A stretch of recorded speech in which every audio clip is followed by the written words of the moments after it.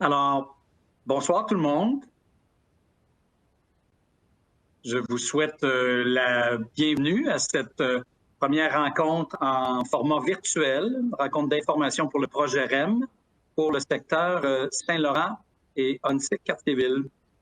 Je me présente, Pierre Guillot Urtubise, travaille chez National et j'accompagne l'équipe du projet REM pour l'animation de ces séances d'information, de même que pour certains comités de bon voisinage. Alors, on est déjà tout près d'une centaine en ligne. Vous êtes déjà inscrits à l'avance et vous continuez d'entrer dans cette séance virtuelle. Merci beaucoup et bienvenue encore. Alors aujourd'hui, cette séance d'information va porter plus particulièrement sur les stations Montpellier, du Ruisseau et Bois-Franc, ainsi que sur les travaux qui sont prévus dans ces secteurs. Alors, on ne peut ni vous voir ni vous entendre. Les micros et les caméras sont ouverts pour les présentateurs qui vont faire une présentation PowerPoint qui va durer 25-30 minutes et ensuite, ce sera une période de questions. On a reçu une quinzaine de questions à l'avance. Comme vous savez, il était possible de nous soumettre des questions jusqu'au 1er décembre à 13h. Alors, on va donner réponse à toutes ces questions ce soir. Et on les a regroupées par thème parce qu'il y a certaines questions qui sont revenues à plusieurs reprises. Mais on va aussi prendre des questions ce soir. Alors, pour nous les faire parvenir dès ce soir, puis vous pouvez le faire dès maintenant, rien de plus simple, vous n'avez qu'à écrire votre question en allant dans la petite boîte encadrée qui est grise, qui s'appelle « Soumettre une question », qui est située sous la fenêtre où vous pouvez voir les présentateurs, les présentations. Alors, vous ne verrez pas les questions que vous nous envoyez, mais nous, on les reçoit toutes et on va y tenter de toutes y répondre d'ici 20 heures, qui est la date prévue pour la fin de cette assemblée virtuelle. Si on en a quelques-unes en surplus puis qu'on déborde un petit peu 20 heures, on pourra le faire. Si jamais il y a un tel volume de questions qu'on n'est pas en mesure de toutes y répondre ce soir, on va y répondre par écrit dans un document questions-réponses qui sera transmis à tous les participants suite à la rencontre. Vous aurez donc réponse à vos questions, soit ce soir ou soit en consultant ce document. L'Assemblée est enregistrée, elle sera aussi mise sur le site web du projet REM, de même que les présentations que vous allez voir ce soir à l'écran. Donc, vous n'avez pas besoin de prendre de notes, vous allez pouvoir avoir accès à ça sur le site web. You can ask a question in the language of your choice. If you wish to ask a question in English, I'll translate it and we'll make sure that we answer in English if you prefer, and we'll do the translation. Alors, les questions, si elles sont adressées en anglais, j'aurai l'occasion de les traduire en français pour le bénéfice de l'Assemblée, puis on pourra donner les réponses en anglais et en français. Alors, you can also access the English version of the PowerPoint presentation in the English tab. Donc, la présentation anglaise est accessible pour ceux qui souhaitent. Si vous avez besoin d'aide, vous pouvez cliquer en tout temps sur l'icône intitulée « Aide » qui est située en bas à droite et un membre de notre équipe technique vous répondra. Vous pouvez toujours aussi cliquer sur les boîtes qui apparaissent à l'écran pour les grossir au besoin. Par exemple, si vous voyez la présentation en tout petit, allez sur la présentation, cliquez et elle grossira. Donc, avant de débuter cette rencontre, je vais prendre le temps de saluer les élus qui sont présents virtuellement avec nous ce soir. Donc, M. Alain de Souza, bienvenue M. de Souza, maire de l'arrondissement Saint-Laurent. Mme Émilie Tuillier, qui est mairesse de l'arrondissement Onsic-Cartierville et qui est aussi membre du comité exécutif de la Ville de Montréal. Mme Michèle Biron, conseillère d'arrondissement pour le district Norman-McLaren. M. Jacques Cohen, qui est conseiller d'arrondissement pour le district Côte-de-Liesse. M. Francesco Miele, qui est conseiller de ville pour le district Côte-de-Liesse. M. Aref Salem, conseiller de ville pour le district Norman-McLaren. Et Mme Effie Anou, conseillère du district de Bordeaux-Cartierville. Ces élus, à qui je souhaite tous la bienvenue, sont aussi accompagnés de plusieurs représentants de la ville, des arrondissements ou de partenaires. Je vous présente immédiatement les deux personnes qui vont faire la présentation. D'abord, Mme Marie-Michèle Paul, qui est directrice adjointe aux affaires publiques et relations avec la communauté pour le projet REM. et M. Giovanni Cipolla, qui est chef de l'antenne Deux Montagnes pour Nouvelle Ère. Nouvelle Ère, c'est le consortium qui réalise les travaux du REM. Alors, Mme Paul et M. Cipolla vont faire la présentation et quand on arrivera à la fin de la présentation, on a déjà indiqué la quinzaine de questions qu'on a reçues à l'avance. Se joindront à nous pour y répondre M. Mario Beausoleil, directeur des opérations du REM, M. Christian Ducharme, directeur de l'ingénierie du REM, et Mme Chantal Bolduc, directrice adjointe de l'ingénierie du REM, qui se joindront, comme je le disais, pour la période des questions. Alors donc, sans plus tarder, si ça va à tout le monde, on va mettre à l'écran cette présentation et j'inviterai Mme Paul et M. Cipolla à nous la présenter avant d'aborder la période de questions avec tout le monde. Alors, Mme Paul. Oui, ben merci Pierre. Je suis très heureuse d'être ici ce soir pour vous présenter le projet du réseau express métropolitain dans votre secteur. Donc, tout de suite, le programme de la soirée, on fera une mise en contexte sur le projet. On parlera des stations Montpellier, du Ruisseau et Bois-Franc. Il sera ensuite question des travaux en cours et à venir et on passera à une période de questions comme le mentionnait Pierre. Donc, le REM, en fait, qu'est-ce que c'est? C'est le plus grand projet de transport collectif des 50 dernières années. C'est un projet de métro léger qui est 100% électrique, mais qui est aussi automatisé, ce qui veut dire qu'il est sans conducteur. Mais évidemment, il y aurait du personnel à travers tout le réseau, là, du personnel de service à la clientèle sur l'ensemble du réseau.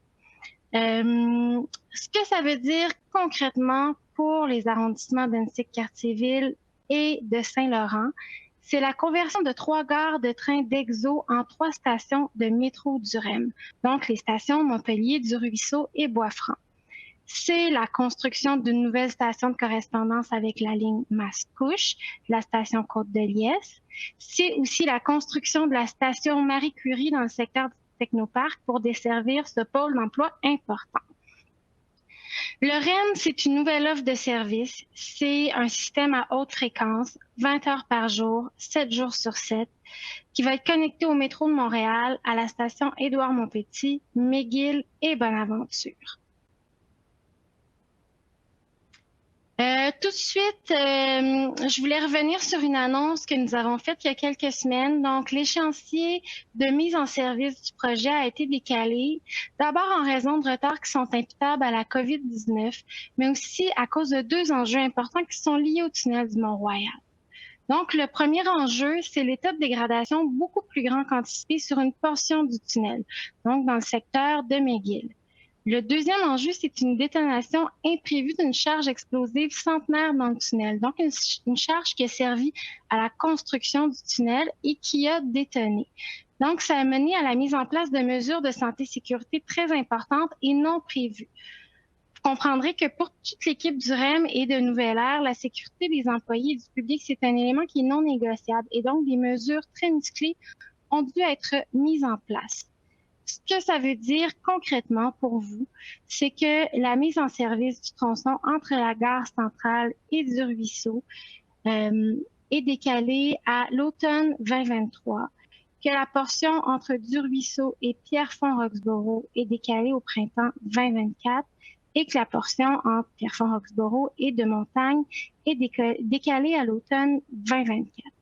Évidemment, toutes les mesures mises en place par Mobilité Montréal, donc depuis la fermeture de la ligne de Montagne, seront toujours effectives jusqu'à la mise en service du REM. Donc, malgré ce décalage dans l'échéancier, le projet avance. 4 voitures du REM ont été livrées et sont maintenant au centre d'entretien de la station Brossard. Elles sont présentement préparées en vue de la période d'essai sur les voies qui va démarrer sur la rive sud là, dans les prochaines semaines. Donc, d'ici quelques semaines, dans le secteur du quartier du 30, vous pourrez voir les premières voitures du REM circuler. On arrive dans le vif du sujet, les stations Montpellier, du Ruisseau et Bois-Franc. Donc, ce que je vais vous présenter dans cette partie de la présentation, ce sont les plans d'implantation des stations. Donc, des représentations schématiques de l'emplacement des stations, mais aussi des accès autour des stations. Je vais aussi vous montrer des rendus architecturaux, donc des images de ce qu'auront de l'air les futures stations du REM dans votre secteur. Les plans d'implantation et les rendus architecturaux sont disponibles dans la section stations de notre site web. Un mot sur l'architecture des stations avant de poursuivre avec les plans d'implantation. Donc, les stations sont pensées pour s'intégrer harmonieusement au quartier. Il y a une signature architecturale forte qui a été développée. Je vous présente ici 3 éléments de la signature architecturale et vous pourrez voir tantôt quand je vais vous présenter les images des stations, vous allez retrouver ces éléments-là. Donc, les lignes pour l'effet de mouvement. Donc, on parle de lignes horizontales qui représentent le déplacement des voitures et de lignes verticales qui représentent le déplacement des usagers. Le deuxième élément distinctif, c'est la présence du vert pour la transparence, mais aussi pour l'effet d'éclairage naturel. Finalement, le troisième élément, c'est la présence du bois, qui est une matière première importante au Québec. Donc, le bois pour la chaleur, mais aussi pour la marque identitaire. Ça nous amène au plan d'implantation de la station Montpellier. Avant d'entrer directement là, dans les détails de ce plan-là, je vais quand même vous expliquer comment bien comprendre là, ce que vous voyez à l'écran. Donc, en vert, ce qu'on voit, c'est la station du REM et les voies ferroviaires. En orange, c'est le parcours cycliste. En bleu pâle, c'est le parcours piéton. Et les carrés noirs que vous voyez, ce sont les infrastructures connexes aux stations. Donc, les quais pour le transport adapté, les stationnements de taxis, les aires de dépose minute. Finalement, les pastilles bleues, ce sont les arrêts d'autobus. Et là, ce qu'on voit, ce sont les arrêts d'autobus actuels. Donc, vous savez, la STM va procéder à une refonte de son réseau d'autobus pour bien desservir le REM. Donc, en ce moment, il est trop tôt pour dire s'il va y avoir des changements au niveau des arrêts d'autobus. Pour les besoins du plan d'implantation, on a mis les arrêts qui sont en vigueur en ce moment. Donc, ça va être le même concept là, pour l'ensemble des plans d'implantation que je vais vous présenter ce soir. Ce qu'on voit ici, la station Montpellier, donc, elle est située au même emplacement que la gare d'Exo. Donc, les différentes façons d'accéder à la station restent les mêmes. Ce qu'on voit sur la prochaine image, c'est la station Montpellier. Donc, à quoi va ressembler la station Montpellier dans votre secteur? Je vous ai dit, il y a des débarcadères pour le transport adapté qui vont se situer au nord de la station. Il y aura au sud 6 espaces de dépose minute. Il y aura également à cette station 60 espaces pour les vélos. Et la nouveauté, en fait, c'est qu'on va venir planter une rangée d'arbres entre les quais et les résidences pour créer un écran d'intimité, là, en fait, pour les riverains de la station.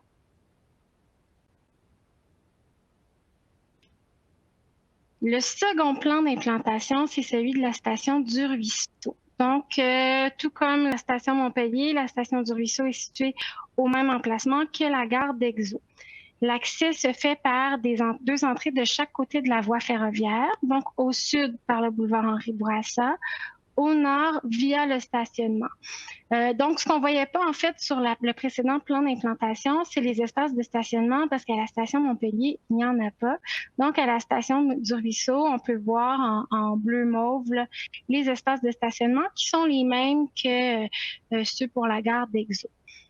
Donc, il y aura environ 1060 places de stationnement, 6 places de dépose minute. La nouveauté dans ce secteur, c'est qu'on va aménager un passage souterrain multifonctionnel pour permettre aux usagers et aux riverains de traverser de part et d'autre des voies du REM. Ce passage-là va être aménagé au niveau des rues Jean-Massé et du Trissac. Finalement, il y aura une nouvelle connexion vers la station à partir de la piste cyclable existante. Et il y aura 45 espaces à vélo à cette station. Une vue de la station du Ruisseau, qui est une vue qui a déjà circulé, là, qui est disponible sur notre site web, où on voit la placette d'entrée aménagée de la station. La vue à l'intérieur maintenant de la station du Ruisseau. On y retrouve là, les éléments architecturaux distinctifs dont je vous ai parlé tout à l'heure, mais aussi on retrouve un élément qui est particulier au REM et qui est nouveau en fait au Québec, c'est le fait que les quais seront séparés des rails par un système de portes palières. Donc, c'est des portes qui s'ouvriront uniquement à l'arrivée du REM. C'est une technologie, en fait, qui permet de minimiser les interruptions de service, mais aussi d'accroître votre sécurité. Le dernier plan d'implantation de la soirée, c'est celui de la station Bois-Franc. Donc, la station Bois-Franc est située un peu plus à l'ouest que la gare Exo Bois-Franc. Ça nous a permis, en fait, de commencer la construction alors que le train continuait à circuler sur les rails. Cette station est située stratégiquement au centre du réseau. Donc, c'est la dernière station avant la séparation du REM en 3 antennes. Au nord, l'accès à la station se fera par la rue Keller et par le boulevard Marcel-Lorrain. Il y a une nouvelle jonction qui sera ajoutée à la piste cyclable existante qui descend du boulevard Keller vers la station. Au sud, l'accès à la station va être possible par la rue Wilfrid Reed et par le boulevard Marcel-Lorrain. Finalement, au niveau de l'accès cyclable au sud, il est toujours en cours d'élaboration. Il y aura environ 740 espaces de stationnement à cette station, 10 places de dépose minutes et 120 espaces pour les vélos. Une vue de la station Bois-Franc, donc c'est la vue qu'auront les usagers quand ils arriveront du stationnement. Et finalement, la dernière image que j'ai à vous présenter ce soir, c'est une vue intérieure de la station Bois-Franc. Un des éléments que j'ai pas encore mentionné, c'est que les stations du REM seront accessibles universellement. Elles seront notamment équipées d'ascenseurs. Donc, ça va permettre les déplacements, ça va permettre en fait de faciliter les déplacements pour les personnes à mobilité réduite, mais aussi pour les cyclistes, les parents avec leurs poussettes et peut-être, on ne sait pas si on peut recommencer à voyager un jour, les voyageurs qui transportent leurs valises. Donc, ça conclut ce que j'avais à vous présenter de mon côté. Je vais céder la parole à Pierre pour la suite de la présentation. Merci beaucoup, Mme Paul. Alors, on arrive maintenant à la section des travaux en cours et à venir. Restez avec nous pour la période de questions, Mme Paul. Je cède maintenant la parole à Giovanni Cipolla pour la suite de présentation. Giovanni. Alors, merci Pierre, merci Marie-Michel. Donc, alors bonsoir tout le monde et merci d'avoir pris le temps d'assister à cette rencontre d'information. On peut passer à la prochaine diapo. Parfait. Donc, comme vous pouvez le voir à l'écran, nous vous présentons une carte de l'ensemble des travaux dans votre secteur. Mais avant de débuter la présentation, j'aimerais faire un retour sur l'ensemble des travaux qui ont été déjà effectués depuis le début du projet. Depuis 2018, et malgré le fait que le service d'Exo était encore en fonction, nous avons été en mesure d'avancer sur plusieurs éléments du segment. Nous avons entrepris l'ensemble des réfections phase 1 des structures du boulevard Côte-Vertu, du boulevard Henri Bourassa, de la rue Grenet et du boulevard Marcel-Lorrain. Depuis l'arrêt du service dans la première section du segment, nous avons été en mesure de compléter les phases 2 des travaux de réfection des structures des ponts Côte-Vertu et Henri Bourassa, finissant ainsi les travaux sur ces structures-là. La localisation spécifique de la station Bois-Franc nous a permis de débuter la construction de celle-ci avant l'arrêt du service de la première partie. La construction de cette station est bien avancée comparativement aux autres stations qui sont présentement en cours d'exécution. Nous avons été contraints d'attendre l'arrêt de service afin de débuter la construction des stations Montpellier et du Ruisseau en raison de leur localisation. Actuellement, et comme vous serez en mesure de constater lors de la présentation, l'avancement de ces stations progresse très bien. Pour la partie linéaire, les travaux qui ont été effectués à ce jour sont la construction de la fondation des futures voies du REM entre la station Montpellier et du Ruisseau. Nous affairons à finaliser, avant le congé des fêtes, la construction des fondations des murs anti-bruit. Dès le printemps prochain, les nouvelles voies du REM seront installées et sur son tronçon ainsi que sur les travaux subséquents pour finaliser l'installation de tous les systèmes électriques pour l'alimentation du REM. Les travaux qui seront entrepris en 2021 seront la construction des futurs passages supérieurs du REM au-dessus du boulevard O'Brien et Toupin, ainsi que l'ensemble des travaux linéaires afin de permettre la mise en place des nouvelles voies du REM en 2022. Donc, on va passer à la prochaine diapo qui est un montage vidéo en accéléré de la construction de la station Montpellier. Donc, on peut partir le vidéo.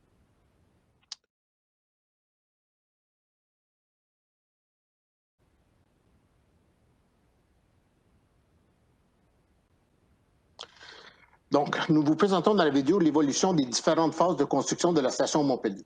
En raison de la proximité de la station avec les bâtiments avoisinants, nous avons construit un mur de soutènement afin de nous permettre de procéder avec l'excavation de la partie inférieure de la station. Vu le fait que la station est adjacente au pont existant du boulevard Côte-Vertu, une grande partie de la station sera construite sous les voies du REM pour accommoder l'élévation actuelle du rail. Comme vous le constatez dans la vidéo, une fois les excavations finalisées, nous débutons avec la construction de toute la section inférieure de la station en béton, soit la construction des radiers structuraux, la construction des murs extérieurs de la station, la construction des colonnes intérieures pour supporter les voies de circulation du REM, la construction de la dalle structurelle qui supporte les voies du REM. Ceci est l'avancement actuel. Nous allons poursuivre nos travaux afin de pouvoir installer la structure d'acier de la station au mois de février de l'année prochaine. Donc, maintenant, on va vous présenter un petit peu de façon individuelle chaque élément du segment. Donc, on va en commençant par la station Montpellier avec les travaux à venir en 2021. Donc, comme je vous ai informé, l'installation de la structure d'acier va s'effectuer au mois de février l'année prochaine. On va poursuivre ensuite avec la construction et la mise en place du revêtement extérieur de la station. Et une fois ceci terminé, on va enchaîner avec les travaux électromécaniques à l'intérieur de la station. À partir du printemps, on va s'affairer avec les travaux à l'intérieur de la station pour commencer la finalisation de celle-ci. Vu l'emplacement de la station, il n'y a aucun impact sur la circulation pour cette station. On pourrait passer à la prochaine. Comme la station de Montpellier, la station du Ruisseau, les mêmes types de travaux vont s'effectuer. Pour présentement, on s'affaire à finaliser l'ensemble des fondations de la station et dès l'hiver prochain, dès qu'on arrive au mois de février, on va commencer avec l'installation de la structure d'acier qui va s'enchaîner par la suite avec la mise en place de l'ensemble du revêtement extérieur de la station ainsi que les travaux électromécaniques de la station. À partir de l'été, on va s'affairer aussi à faire les travaux de finition intérieure de la station. Pour cette station ici, vu la proximité de la station avec le boulevard Henri Bourassa, on a été contraint de fermer une voie de droite en direction est sur le boulevard Henri Bourassa afin de permettre la réalisation des travaux de cette station. On peut passer à la prochaine. Donc, pour la station Boisfranc, présentement, on est en train de s'affairer à faire la finition intérieure et extérieure de la station. La fenestration est déjà installée, la toiture est déjà finalisée sur cette station. Donc, l'année prochaine, on va s'affairer à commencer à faire la reconfiguration des stationnements de la station, aussi la reconfiguration des accès routiers à partir de Marcel-Lorrain et la construction d'un passage quai à quai qui est souterrain, qui présentement ne peut pas s'effectuer puisque le service n'est pas encore arrêté. Les impacts sur la circulation vont être des entraves ponctuelles sur Marcel-Lorrain afin de faire la reconfiguration de l'entrée à la station. On peut passer à la prochaine. Pour ce qui est des travaux de l'emprise, certains travaux, comme je vous ai dit tantôt, ont déjà commencé entre la station Montpellier et du Ruisseau. Les travaux sont bien avancés, donc dès le printemps prochain, on va commencer à installer les rails à cet emplacement-là. Dès le mois de janvier, avec l'arrêt du service qui a été annoncé, nous allons nous affairer au mois de janvier-février avec l'enlèvement des caténaires et des voies existantes. On va commencer à faire l'excavation de l'ensemble du ballast existant et ensuite, on va commencer avec le forage des bases caténaires pour le nouveau système du REM. Il y a aussi une section de voie qui va être doublée puisque présentement, la voie double du train de Exo finit à Boisfranc. Donc, puisque le nouveau système du REM est en voie double, donc on commence nos travaux à partir de la station Boisfranc en allant vers le nord à doubler la voie existante. On va passer à la prochaine. Donc, comme expliqué tantôt, les ponts Henri Bourassa et Côte-Vertu ont déjà été finis. Les phases 2 des ponts Grenet et Marcel-Lorrain vont être effectuées seulement avec l'arrêt du service parce qu'on a besoin d'avoir accès au tablier de ces ponts-là. Donc, dès l'arrêt de service, on vous dirait au printemps, dès que la température le permet, on va commencer ces travaux de réfection de phase 2 et la durée de ces travaux va être approximativement de 3 mois. Vu la circulation dans le secteur et comme qu'on l'a fait lors de la première phase, on ne peut pas fermer les voies en même temps. Ils vont être faits en alternance, puis les travaux restants à effectuer en termes de réparation vont seulement demander quelques fermetures très, très, très ponctuelles sur la circulation afin de finaliser ces travaux-là. On peut passer à la prochaine. Donc, des quartiers plus sécuritaires. Grâce à la construction des 2 nouveaux passages supérieurs du REM au croisement des boulevards existants, nous venons de rendre plus sécuritaires ces axes routiers. Effectivement, en raison de l'opération sans conducteur du REM, nous devons maintenant séparer les voies de circulation des voies ferroviaires. Ceci implique le démantèlement des passages à niveau et l'enlèvement permanent des barrières pour les trains qui vont s'effectuer dès le mois de janvier. On peut passer à la prochaine. Donc, pour la conversion des passages à niveau, les travaux à venir sont la préparation et la construction des étagements ferroviaires, donc au boulevard O'Brien et au boulevard Toupin. La durée approximative des travaux va être de 8 mois, en partant à partir du mois de mai. Donc, ces structures-là devraient être terminées avant la fin 2021. Pour ce qui est des impacts sur la circulation, il va y avoir des entraves ponctuelles afin de faire l'installation de chantiers pour être capable de réaliser les travaux. Et il y aura aussi quelques fermetures complètes afin de faire certains travaux ponctuels afin d'installer la structure d'acier et finaliser certains travaux. On peut passer à la prochaine. Donc, on va vous expliquer un petit peu la séquence de construction de ces passages, de ces nouveaux structures qui vont être construites. Donc, la première étape, c'est d'effectuer le déplacement des utilités publiques qui sont présentement en place, qui sont en conflit avec les fondations qui doivent être mises en place pour la construction de ces ponts-là. On peut passer à la prochaine. Donc, une fois les utilités publiques déplacées, la prochaine étape, c'est de venir faire les fondations profondes des structures. Une fois ces travaux-là complétés, on va passer à la construction des piliers et des chevêtres des ponts, suivi par la construction des approches de chacun des ponts. Une fois que les approches sont finalisées, on vient installer les poutres des ponts. Donc, on finalise vraiment la voie ferroviaire. Une fois que ces travaux-là sont finis, par la suite, on commence à faire l'installation du rail et du système caténaire. Et une fois l'ensemble de ces travaux-là finalisés, bien là, c'est la remise à GPMM et ensuite la mise en place des trains pour livrer le REM. Donc, on peut passer à la prochaine. Donc, on est déjà en train de construire certains murs anti-bruit sur le segment dans la première partie qu'on avait accès. L'analyse acoustique a été finalisée à cet emplacement et s'en vient pour le reste du segment. Donc, on est en train de s'affairer à finaliser les structures de fondation pour ces murs-là. Il y a 2 sections de murs qui sont dans le secteur entre la station Montpellier, ou près de la station Montpellier jusqu'à Du-Ruisseau. Il y a un premier mur qui est au sud du boulevard Côte-Vertu, qui, lui, les fondations ne sont pas encore construites. On va attendre au printemps prochain, vu certains délais dans la construction de la voie. Puis on a préféré de finaliser la construction de la voie et remettre ces travaux-là à l'année prochaine. Et l'ensemble des murs de fondation pour la section entre la station Montpellier et Du-Ruisseau, eux, sont finis. Donc, ceux-là vont être finalisés avant le congé des fêtes. Et on va poursuivre avec l'installation du mur anti-bruit en revenant des fêtes. On peut passer à la prochaine. Donc, on vous montre une vue en coupe de qu'est-ce que va avoir l'air l'emprise ferroviaire une fois les travaux finis.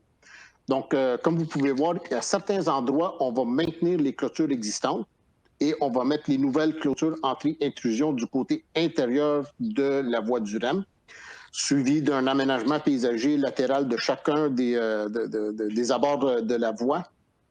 Et au centre, on a les 2 voies du REM qui circulent. Puis vous pouvez voir le positionnement des murs anti-bruit. Le positionnement a été vraiment fait afin de réduire à la source le bruit produit des trains. Donc, le plus qu'on colle ces murs-là près des trains, le plus ça permet d'avoir des murs moins hauts et aussi d'être le plus efficace possible afin d'atténuer le bruit émanant des trains. On peut passer à la prochaine. Donc, les travaux à suivre en 2021, c'est 3 stations fermées. Il y a 2 étagements ferroviaires, donc O'Brien et Toupin, les travaux de pont et ensuite la poursuite des travaux dans l'emprise ferroviaire. Et c'est tout pour ma présentation. Puis je vous remercie encore d'être présent ce soir. Merci beaucoup. Merci. Hey, Giovanni, je m'excuse, Pierre, je prends la parole par-dessus toi parce que je vais, avant de te laisser la parole, présenter les différentes façons de nous contacter. Donc, vous pouvez nous suivre sur les réseaux sociaux, Twitter, Facebook et Instagram. Vous pouvez aussi communiquer avec nous par téléphone si vous avez des questions ou des plaintes en lien avec les travaux et également par courriel à l'adresse info.rem.info. Finalement, consultez notre site web à rem.info. Et je te cède la parole, Pierre. Merci beaucoup. Merci Marie-Michel. Merci Giovanni. Alors, comme je l'avais dit, on avait une présentation d'environ 25 minutes. On est dans les temps. On arrive maintenant à la période des questions. Il y a des questions qui nous ont été soumises à l'avance. C'est d'abord celles-ci qu'on va prendre. Elles sont sur la présentation qu'on va continuer à présenter à l'écran. Alors, pour répondre à ces questions-là, j'invite, comme je le disais tout à l'heure, Mario Beausoleil, directeur des opérations du REM, Christian Ducharme, directeur de l'ingénierie du REM, et Chantal Bolduc, directrice adjointe à l'ingénierie du REM, à se joindre à nous. Nos gens de Digicast, que je remercie pour leur gestion logistique de cette assemblée, vont vous les faire apparaître à l'écran. Alors, donc, on a reçu une quinzaine de questions avant le 1er décembre. On les a regroupées. Les premières sont sur les enjeux d'aménagement. Alors, ça sera Mme Bolduc et M. Ducharme qui y répondront. Alors, la première, à la station Montpellier, est-ce que le trafic supplémentaire, piétons, vélos, autobus, auto, taxi, à la suite de l'implantation de la nouvelle station REM, a été pris en considération? Et y aura-t-il un réaménagement de l'intersection Muir-Côte-Vertu, commerce, les voies, les feux de priorité, de virage, etc.? Alors, peut-être, Mme Bolduc, en réponse à cette question. Bonsoir. Donc, il y a une étude de circulation qui a été réalisée dans le secteur, comme pour la plupart de nos stations aussi. C'est certain qu'à la station du Ruisseau, Montpellier, les accès sont les mêmes. Ceux qui sont aménagés demeurent les mêmes. Donc, on s'attend à ce que les gens arrivent à la station au moyen des mêmes façons qu'aujourd'hui par les trains exo, soit à pied, par autobus, au moyen du dépose-minute. Au niveau de la fluidité, on s'attend donc à moins de problèmes par rapport à la situation actuelle. On s'attend à une situation qui va être fluide due à la grande fréquence des trains. Donc, les gens, les arrivées vont se faire de façon plus fréquente, plus rapprochée, puis la même chose pour les départs. Merci beaucoup. Alors, une autre question pour vous, Mme Bolduc. À la station du Ruisseau, est-ce que c'est possible de connaître la hauteur de la station ainsi que l'emplacement de la billetterie? Donc, la hauteur de la station, tout dépendant de quel côté on se trouve, si on est du côté du stationnement, ce qui va être perceptible, c'est à peu près 6,7 mètres. Puis, du côté du boulevard Henri Bourassa, on va avoir une hauteur d'à peu près 8,6 entre le boulevard et le toit de la station. Au niveau des billetteries, donc, il y aura des distributrices automatiques de titres à chacun des accès, soit du côté du stationnement ou soit par votre arrivée par le boulevard Henri Bourassa. Merci beaucoup. Une autre question pour vous. À la station du Ruisseau, est-ce que le tunnel pour les piétons et cyclistes au niveau de Dutrissac est confirmé? Puis avant de vous donner la chance de répondre, je rappelle à tous les gens que vous pouvez nous soumettre des questions ce soir. Là, on en a reçu déjà une dizaine en cliquant sur la petite boîte « Soumettre une question ». Alors, le tunnel pour les piétons et cyclistes au niveau de Dutrissac, Mme Bolduc, est-il confirmé? Oui. On a un tunnel qui est intégré au projet du REM, qui est en cours de développement. Ce tunnel va relier la rue du Trissac à la rue Jean-Massé au moyen de transport actif, donc au moyen de passage piéton-vélo. Merci beaucoup. Quelques questions pour M.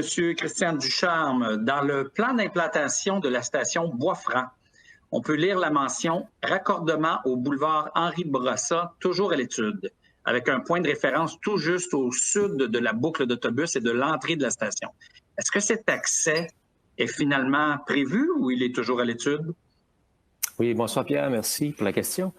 Si on indiquait que le projet est à l'étude, c'est qu'on travaille avec la Ville de Montréal sur ce lien-là. Il faut savoir que c'est un projet, en fait, qui est parrainé par la Ville de Montréal. Donc, la décision va appartenir à la Ville si le lien va être réalisé ou non. Dans tous les cas, on s'est assuré que la conception de la station puis des accès soient compatibles avec ce que la Ville souhaite faire éventuellement. Merci beaucoup. Alors, la 5e question reçue à l'avance, à la station Bois-Franc, toujours pour vous, M. Ducharme. Quels facteurs ont favorisé l'option d'une station à quais latéraux plutôt qu'une station à quai central pour desservir la correspondance entre les différentes branches? Oui, alors dans ce genre de mode de transport-là, un peu comme dans le métro, on favorise toujours les quais latéraux si on n'est pas au bout des lignes. Puis la raison, c'est que ça rend les mouvements plus fluides pour les passagers. Alors imaginez le matin, vous devez aller prendre le train. Si la station est à quai central, vous allez devoir à tout coup passer sous les voies pour soit aller prendre le train le matin, puis le soir, débarquer du train, retourner à la maison. Alors que si les quais sont latéraux, une fois sur deux, vous allez éviter ça. Alors, ça fait des mouvements plus fluides. Aussi, pour la clientèle, avoir un quai central qui n'est pas à la fin d'une ligne, ça peut causer de la confusion sur quel sens on doit aller. Alors que les quais latéraux permettent de mieux départager les directions. Puis aussi, sur les embarquements, les débarquements de train, quand les populations sont séparées, ça fait encore une fois des mouvements beaucoup plus fluides. Alors, c'est vraiment une question de système de transport puis comment on gère la clientèle. Là. Aussi, un autre avantage, c'est qu'imaginez, si vous avez une station à quai central, les voies ferroviaires sont plus écartées. Donc, ça nous enlève beaucoup de flexibilité pour aller placer ensuite des aiguillages qui vont nous permettre de passer d'une voie ferrée à l'autre le long du tracé. Alors, c'est une autre des raisons pourquoi on a tendance à favoriser des quais latéraux dans des stations qui ne sont pas en bout de ligne. Merci. Merci beaucoup pour cette réponse. On entend, vous avez peut-être remarqué, quelques bruits de vaisselle. Il y a peut-être un intervenant dont le micro pourrait être fermé s'il ne répond pas aux questions. Ça éviterait qu'on entende ces bruits. Alors, autre question pour vous, Monsieur Ducharme. Est-ce que l'architecture de la station du Ruisseau absorbera le bruit de circulation d'Henri Bourassa plutôt que de refléter ce bruit vers les habitations le long du Trissac et du croissant du Ruisseau? Donc, qu'en est-il? Oui. Alors, c'est une bonne question. Effectivement, la station, on l'a vu tantôt, là, va être construite en verre, essentiellement, en béton en verre. Alors, il serait pour dire que ça va absorber le bruit. Par contre, vous savez, on fait des modélisations sonores. Giovanni en a parlé un peu tantôt. Puis dans ces modélisations-là, on a pris soin de tenir compte de cet effet. Les modélisations démontrent qu'il n'y a pas d'impact significatif pour les voisins. Alors, si éventuellement, une fois la mise en service complétée, il y en avait, je suis sûr qu'on aura des questions un peu plus là-dessus plus tard. On pourra venir mettre des mesures de mitigation pour corriger le tir. Merci beaucoup. Alors, je vous indique déjà qu'on a une douzaine de questions du public qui ont été inscrites ce soir. Et j'invite les gens à continuer à utiliser la boîte soumettre une question. Alors, autre question pour M. Ducharme. Bien que vous affirmez que le REM sera moins bruyant que l'actuel train électrique de la ligne 2 Montagne, pourquoi êtes-vous incapable de nous donner en décibels le bruit que feront les trains à 2 wagons et ceux à 4 wagons? Alors, peut-être déjà nous dire 2 wagons, 4 wagons, qu'est-ce qu'il y en a exactement? Bon, on va circuler parfois à 2 wagons, parfois on dit des voitures, mais bon, parfois à 2 voitures, parfois à 4 voitures. Ça dépend du moment de la journée. Mais ce qui est important dans cette science-là, je vous dirais qu'il est extrêmement complexe, c'est pas vraiment le bruit des voitures, c'est le bruit évidemment que les gens vont percevoir autour d'eux. Alors, ce qu'on a fait, c'est qu'on a pris en compte tous les facteurs pour aller simuler l'ambiance sonore. Puis, on est arrivé, comme vous l'avez aussi vu tantôt avec Giovanni, avec des résultats qui nous montrent que des murs sont requis à certains endroits. Alors, la question du bruit qui est produit par le train, oui, elle est importante, mais ce qui est aussi important, c'est où est-ce que sont les récepteurs, donc où est-ce que vous vous situez par rapport à ce bruit-là. Est-ce que, par exemple, on est dans une situation où on est dans le fond d'un talus, puis que, bon, ça aide à contenir le bruit. Donc, il y a plein de facteurs qui viennent jouer sur ces éléments-là. Et donc, le bruit du train en est qu'un parmi d'autres. Alors, c'est pour ça que cette valeur-là n'est pas la première valeur à considérer. Il faut vraiment considérer l'ensemble de l'environnement dans lequel le train va circuler. Puis, vous savez, juste un exemple, là, le train, il va arrêter, hein, évidemment, aux stations. Donc, c'est sûr que quand le train arrête en station, le bruit, il est pas mal, il est très réduit, alors que quand il circule à la plus grande vitesse, il est plus haut. Alors, le bruit, le bruit que le train va produire va varier en fonction d'où il se trouve aussi, là. Alors, c'est pour ça que la réponse n'est pas aussi simple que ça, mais donc, le train va émettre un bruit qui va varier en fonction d'où il se trouve. Merci beaucoup. Autre question reçue à l'avance qui concerne plus les opérations. Alors donc, je vais les adresser tour à tour à Mme Marie-Michel Paul et M. Mario Beausoleil. Alors, première question, Mme Paul, combien coûtera une passe pour le REM? Est-ce que le REM fera augmenter le tarif de notre passe mensuelle? Bon, qu'en est-il de la tarification? Oui, merci. C'est une excellente question. En fait, je pense que ça doit être une des questions qu'on a reçues le plus depuis qu'on a annoncé le projet REM. Et la réponse, en fait, c'est qu'on ne le sait pas encore. C'est-à-dire que c'est l'Autorité régionale de transport métropolitain, l'ARTM, dont je vais vous reparler un petit peu plus tard aussi, qui est l'organisme qui est responsable de déterminer la grille tarifaire pour l'ensemble des réseaux de transport dans la grande région métropolitaine. Donc, cette évaluation est en cours de leur côté. On aura plus de détails sur les types d'abonnements ou les supports au terme de l'analyse qui va être faite par l'ARTM. Ceci dit, notre intention demeure la même, celle que les tarifs soient comparables à ce qui est payé actuellement pour une distance équivalente. Donc, c'est un dossier à suivre. Merci beaucoup. Une question qui nous avait été adressée en anglais about parking in Bois-Franc. Will it remain the same or is it going to be modified to paid parking? Alors, sur le stationnement à Bois-Franc, est-ce que ça va rester identique ou ça va devenir un stationnement payant? Madame Paul. Oui, en anglais d'abord, j'espère que vous serez indulgents avec moi. Donc, the REM parking lots will be integrated into the ARTM Metropolitan Rate Grid. So discussions are still in progress. It will be possible for us to give you more information when those discussions will be over. Donc, finalement, les stationnements du REM vont être intégrés à la grille tarifaire métropolitaine de la RTM. Les discussions sont toujours en cours. Il va être possible pour nous de vous donner davantage d'informations lorsque ces discussions seront terminées. Merci, Mme Paul. On va vous faire pratiquer votre anglais encore un peu. Will the Bois-Franc station be connected to Orange Line Metro in the next 5 years? Est-ce que la station Bois-Franc sera connectée d'ici 5 ans à la ligne orange du métro? Well, the project is currently being studied by the ARTM. Donc, le projet est présentement à l'étude par la RTM. Merci beaucoup. Une autre question pour vous, Mme Paul. Est-ce qu'il serait possible d'ouvrir la station Bois-Franc en même temps que la station du Ruisseau? En fait, les ouvertures du REM sont prévues en séquence. Pour le moment, les ouvertures sont prévues aux dates présentées aujourd'hui dans la présentation. Donc, automne 2023 jusqu'à du Ruisseau, printemps 2024 jusqu'à la station Pierrefonds-Roxboro. Évidemment, nos équipes continuent leur travail pour tenter d'optimiser les ouvertures du REM. Merci beaucoup. Alors, je vais maintenant, pour les 2 dernières questions qui nous avaient été soumises dans cette section-là d'opération, les adresser à M. Mario Beausoleil. En vous rappelant que vous pouvez toujours continuer à nous écrire. Là, on a une vingtaine de nouvelles questions qui sont entrées puis qu'on va prendre tout de suite après celle-ci. Alors, M. Beausoleil, est-ce que les clôtures sont suffisantes, j'imagine de hauteur suffisante, pour empêcher les gens d'entrer dans l'emprise?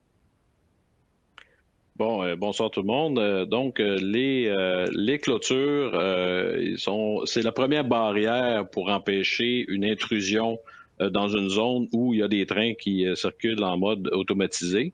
La hauteur, l'implantation des clôtures, c'est quand même une science en soi aussi. Donc, on veut minimiser l'impact, mais en même temps, on veut protéger. Ce qu'il faut comprendre aussi, c'est qu'il y a une deuxième barrière. Une fois franchie cette clôture-là, il y a un système de détection qui est relié au système de contrôle des trains. Donc, qui pourrait arrêter les trains si jamais il y a une détection à l'intérieur. Donc, les deux barrières, une qui est physique, première barrière, et deuxième barrière, une détection qui empêche une collision, par exemple, entre une personne et un train qui circule. Merci. Donc les deux ensemble, c'est suffisant pour assurer la sécurité. Absolument, absolument. Oui. Plus les systèmes sur les trains, bien entendu, de détection d'objets et tout. Donc, il y a plusieurs systèmes qui rentrent en ligne de compte sur la sécurité des mouvements des trains, bien entendu. Merci. Autre question, cette fois-ci sur le système de communication du REM. Est-ce qu'il sera audible pour les riverains de l'emprise ferroviaire? J'imagine qu'on parle des messages qu'on entend comme dans les métros de temps en temps. Qu'en est-il? Bon, sur l'emprise comme telle, à l'extérieur des stations, il n'y a pas de communication qui s'effectue dans la zone. Donc, c'est vraiment concentré à l'intérieur des voitures et également à l'intérieur des stations. Et comme les stations, ils sont fermées, Mme Paul, tantôt, elle expliquait qu'il y a des portes palières à l'intérieur, donc les quais sont fermés par rapport aux voies. Donc, les messages sont concentrés à l'intérieur du bâtiment et on ne croit pas qu'il y aura des sons qui seront audibles à l'extérieur. Merci beaucoup. On avait aussi reçu une question à l'avance sur les travaux. C'est notre dernière question reçue à l'avance. Je l'adresserai à Giovanni Cipolla. Ce sont des questions sur la construction des ponts ferroviaires O'Brien et Toupin. Alors, quand débuteront les travaux? Combien de temps dureront les travaux? Et est-ce que les rues seront toujours accessibles pendant les travaux pour les piétons, les vélos et les autos? Parfait. Donc, le début des travaux est prévu pour le mois de mai de l'année prochaine. La durée des travaux est actuellement, quand on regarde, c'est une durée de 8 mois. Donc, comme je vous ai dit tantôt, les travaux devraient être finis pour 2021. Et pour ce qui est des voies, je vous ai expliqué tantôt qu'on va avoir certaines fermetures d'accotement pour être capable de créer des zones de chantier pour construire les piliers du pont et quelques fermetures complètes ponctuelles afin de faire certaines étapes vraiment critiques de construction, dont l'installation des poutres et peut-être certaines opérations particulières par rapport à la structure du pont. Alors, merci beaucoup. Alors, on va maintenant prendre les questions reçues du public. Je vous le dis d'ailleurs qu'on était tout à l'heure, il y a quelques instants, plus de 120 personnes inscrites. Alors, ça témoigne de votre grand intérêt pour ce projet. Alors, les questions tout à l'heure qu'on a lues, évidemment, il y avait plusieurs personnes qui les avaient posées. On a regroupé des questions. Alors, on n'avait pas toujours le nom de toutes les personnes qui avaient posé ces questions. Mais cette fois-ci, je vais vous identifier les gens qui les posent au fur et à mesure. Donc, la première question qu'on a reçue ce soir, celle de M. Simon Genet. Est-ce que le feu de circulation sur O'Brien va être retiré à partir de janvier 2021? Quand il n'y aura plus de trains circulant sur la voie. Alors, peut-être que Giovanni peut répondre à cette question? On est encore en train de faire l'analyse de circulation dans le secteur une fois tout enlevé. On va être capable de répondre à cette question-là un petit peu plus tard lorsque l'ensemble des analyses vont être effectuées. Merci beaucoup. Alors, une grande question posée par Mme Catherine Valade. S'il n'y a pas de chauffeur dans les trains du REM, comment allez-vous assurer la sécurité à bord du chemin de fer ou des voitures? Alors, qu'en est-il? Alors, je pense que c'est M. Beausoleil qui peut répondre à ces questions sur le mode d'opération puis la sécurité, autant pour la voiture que pour les passagers.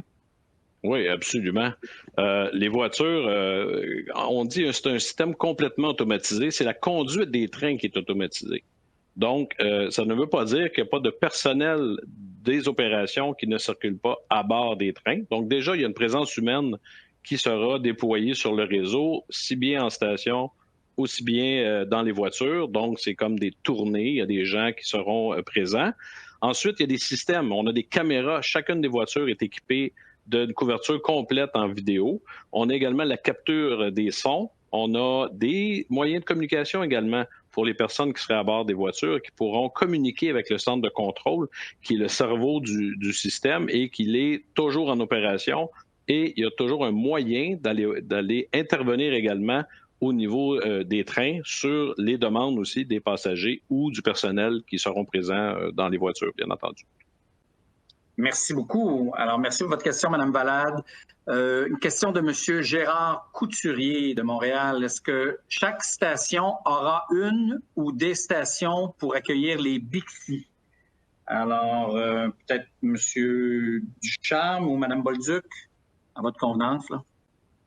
Oui, ben peut-être Chantal, je peux y aller, puis si tu as des informations complémentaires, tu compléteras, s'il te plaît. Mais on est en train on a une entente avec Bixi pour aménager certaines stations. Je crois que la station Boisfrère fait partie de cette entente-là, mais je ne peux pas vous le confirmer hors de tout doute, malheureusement. Mais Chantal, est-ce que tu es capable de confirmer ou non cette information? En fait, moi, je peux confirmer, Christian, c'est Marie-Michel. Donc, effectivement, c'est notre intention là, qu'il y ait des stations Bixi sur l'ensemble du réseau. Donc, il y a des discussions qui se font en ce sens avec Bixi. C'est sûr qu'il reste encore du temps devant nous là, pour pouvoir confirmer exactement le nombre de stations de Bixi qu'il y aura aux différentes stations du REM, mais c'est clairement, assurément, dans notre intention. Merci beaucoup. Une question de Mme Sylvie Renoux.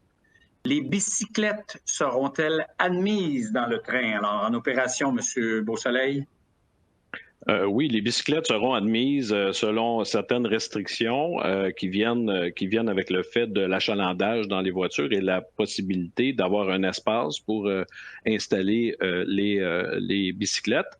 Mais on doit dire que les véhicules, ils sont configurés pour avoir un espace où on peut mettre une bicyclette en toute sécurité à l'intérieur des voitures. Donc, oui, les voitures auront la possibilité d'accueillir les bicyclettes, effectivement. Merci beaucoup. Alors, j'ai toujours une quinzaine de questions là, dans la banque. Je vous invite à continuer à nous en envoyer. Question de M. Hugo Gagnon de l'arrondissement Saint-Laurent. Avez-vous prévu un emplacement ou un accès pour une éventuelle station de métro à la station Boisfrand? Alors, ça, c'est sur le design du peut-être que M. Ducharme peut nous parler de ça. Est-ce qu'on a prévu un emplacement ou un accès pour une éventuelle station de métro à la station? Non, c'est pas spécifiquement prévu, puis je vous dirais que c'est probablement trop embryonnaire pour l'instant pour parler de prévoir un accès spécifique pour ça. Mais comme Marie-Michel, je pense, l'a mentionné, c'est un projet qui est à l'étude par la RTM. Puis, il s'agit assurément d'une bonne idée. Alors, si jamais le projet, la ligne orange était prolongée jusqu'à Boisfrand, je suis convaincu que ce ne serait pas une problématique. Merci beaucoup. Question de M. Mathieu Jasmin de Saint-Laurent. Est-ce que l'accès à la station Boisfrand via la rue Wilfrid Reed sera sécuritaire pour les piétons? Présentement, le trottoir et l'accès est très dangereux pour les piétons, surtout l'hiver. Alors, peut-être, Giovanni, en ce moment, pendant les travaux, tu pourrais peut-être nous dire un peu ce qu'il y en est, puis ce qui est prévu aussi pour le futur? C'est sûr qu'il y a une reconfiguration de l'accès Wilfrid Reed qui va être effectuée avec la construction du trottoir à partir de Henri Bourassa. Il y a aussi une nouvelle voie de circulation qui va être construite de Wilfrid Reed qui va aller rejoindre le boulevard Marcel-Lorrain. Donc, il y a un nouveau aménagement qui va être fait le long de la station qui n'existe pas actuellement. Donc, tout ça va être intégré dans le concept final de construction du stationnement.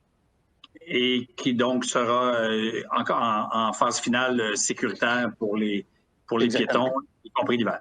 Merci beaucoup. J'ai Mme Sophie Leclerc qui nous dit bonsoir. Alors, je lui dis bonsoir aussi. Bonsoir, Mme Leclerc. Station Boisfrand. Nous sommes plusieurs résidents de l'Est de la rue Grenet.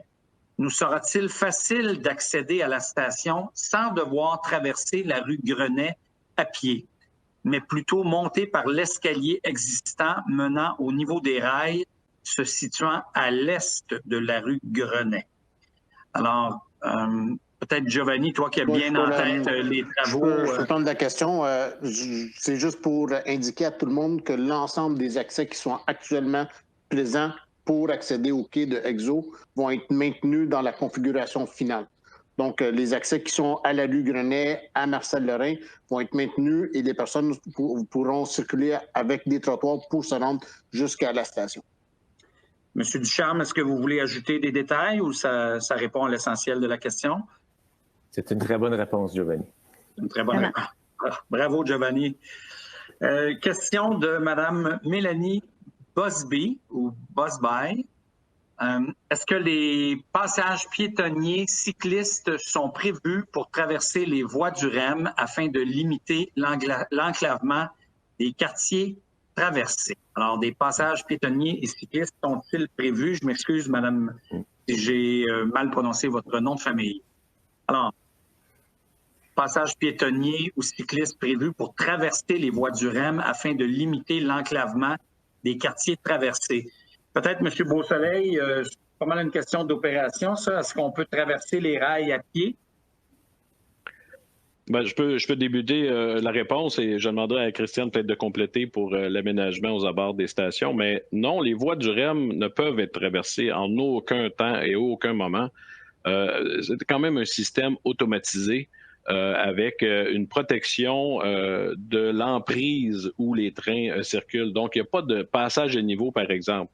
Donc, il y a non plus des piétons ou des cyclistes, mais il y a non plus des voitures qui peuvent traverser des voies. Donc, il n'y a pas de passage à niveau nulle part sur l'emprise où les voies du REM seront installées, ni où les voitures circuleront. Et puis, les voitures circulent à quelle fréquence encore? Parce que c'est quand même... j'imagine que ça a un lien avec le fait qu'on veut assurer une sécurité complète. Absolument. À terme, on peut aller jusqu'à 90 secondes d'intervalle sur chacune des voies. Fait qu'imaginez 2 trains à 90 secondes dans chacune des voies. Ça finit par être quelques secondes de moments où il n'y aurait pas des trains ou des rames qui circuleraient. Donc, c'est impossible. Et en plus, avec les automatismes, donc c'est des systèmes automatisés avec des détections. Donc, c'est pas permis, même par réglementation. On a une réglementation qui nous empêche de le faire également.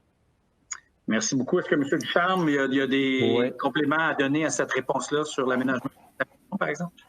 Oui, puis un complément important, c'est que, juste rassurer tout le monde, là, tous les passages existants sont maintenus. Okay? Ça, c'est important de le comprendre. Là. On ne ferme aucune traverse. Je vais appeler ça, disons, les traverses officielles. Là. Alors, on ne ferme aucune traverse officielle, aucune rue. Les mouvements existants vont être maintenus là, tels que vous les connaissez aujourd'hui. Donc, il n'y a pas d'enclavement supplémentaire de quelque ordre que ce soit. Merci beaucoup. Question de M. Paul Tran de Saint-Laurent. Quelle est la durée de vie prévue du REM? Peut-être question générale, Mme Paul, peut-être? Je vais passer la question à mon collègue Mario Beausoleil. Ah, M. Beausoleil, allez-vous passer la question à quelqu'un d'autre ou vous pouvez y répondre? Non, je vais tenter d'y répondre. Bon, le REM, il y a plusieurs éléments dans le REM. Là. Vous avez des voitures, vous avez un système de voies, vous avez des bâtiments. Donc, la durée de vie est différente en fonction des éléments du REM. Par exemple, les voitures, on parle plus d'une quarantaine d'années, 40-50 ans, qui ressemblent un peu aux voitures qu'on peut retrouver même au métro à Montréal. Donc, c'est une durée de vie qui est quand même très intéressante. Au niveau des voies, c'est beaucoup plus long. Vous le savez, il y a des voies ferrées dans le coin dans l'environnement de Montréal qui sont là depuis plus de 100 ans. Donc, encore une fois, ça ne veut pas dire que l'ensemble des composantes peut durer 100 ans, mais avec un entretien qu'on prévoit faire sur les équipements, il y a une durée de vie très longue, là, très, très longue. Donc, c'est un peu ça. Et le reste, il y a des bâtiments. Donc, des bâtiments avec, encore une fois, de l'entretien. Après 40, 50 années, il y aura des réparations à faire majeures, bien entendu, dues à la détérioration normale des éléments. Mais fondamentalement, on parle d'un système. Si on parle globalement d'un système, c'est plus de 40, 50 ans de durée de vie. Merci. Puis les caténaires, par curiosité, l'alimentation électrique, les poteaux, les fils, ça, c'est combien de temps? Comment ça fonctionne? C'est plus de 40 ans. Certaines composantes, par contre, de caténaires sont remplacées bien avant. mais comme système. C'est pour ça que c'est une question, c'est un peu difficile de mettre une durée de vie globale et on dit voici, ça va durer tant d'années, mais il y a de l'entretien, il y a du remplacement préventif qui se fera sur certains éléments qui vont prolonger la vie. Donc, voilà, merci beaucoup. Autre question de M. Paul Tran. Pour la station Bois-Franc, quelle est la date de mise en service? Madame Paul, vous en avez parlé tout à l'heure de l'échéancier. Oui, tout à fait. En fait, on parle du printemps 2024 pour la station Bois-Franc, comme pour la station Montpellier. Non, excusez-moi, la station Bois-Franc uniquement. Merci beaucoup. Autre question de M. Tran. Quel est le taux d'assiduité prévu pour le REM? Quelle est la qualité de service à laquelle on peut s'attendre du REM, surtout durant l'hiver? Les pannes prévues, est-ce qu'il y a des pannes permises, est-ce qu'il y a des retards? Qu'est-ce que vous pouvez nous dire, M. Beausoleil, sur ces deux éléments de question? Ce qu'on prévoit, c'est une disponibilité du système 99% du temps. Donc, c'est quand même très élevé comme attente. C'est-à-dire que 99% du temps, il n'y aura pas d'arrêt de service ni de non-disponibilité. Il y aura des ralentissements de service, bien entendu. Vous parliez de l'hiver tantôt, il ne faut pas se le cacher. Il y a quand même des effets. Le verglas peut avoir des effets. Les pannes, la neige, l'accumulation de neige peut avoir des effets, mais on parle plus d'un ralentissement que d'arrêt de service.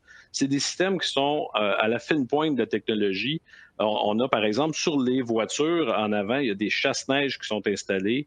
Il y a également des systèmes, ou plutôt des procédures d'évacuation de la neige, c'est-à-dire des enlèvements de la neige sur certains éléments. On a aussi des réchauffeurs sur les appareils de voie.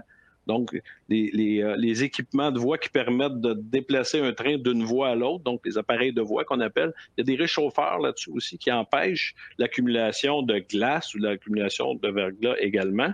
Et même dans les cas extrêmes où on aurait une tempête de verglas, par exemple, on a même prévu de maintenir les trains en circulation durant la nuit, chose qui normalement est arrêtée, mais on va permettre de maintenir le mouvement des trains pour empêcher ces choses-là. Donc, tout ça ensemble, tous ces moyens-là qu'on déploie avec la météorologie de la région montréalaise, on croit très sincèrement que 99% sera atteint très certainement. Merci beaucoup.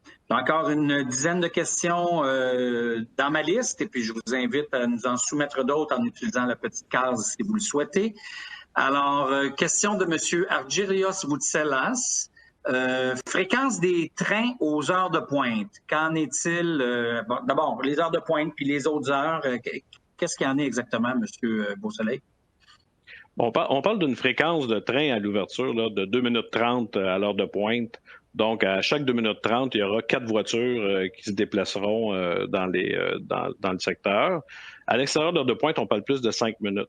Il faut rappeler quand même que notre système est quand même prévu et conçu pour atteindre à l'heure de pointe 90 secondes d'intervalle dans le tronçon principal. Donc, c'est quand même une capacité qui est aujourd'hui à la limite de la capacité technologique.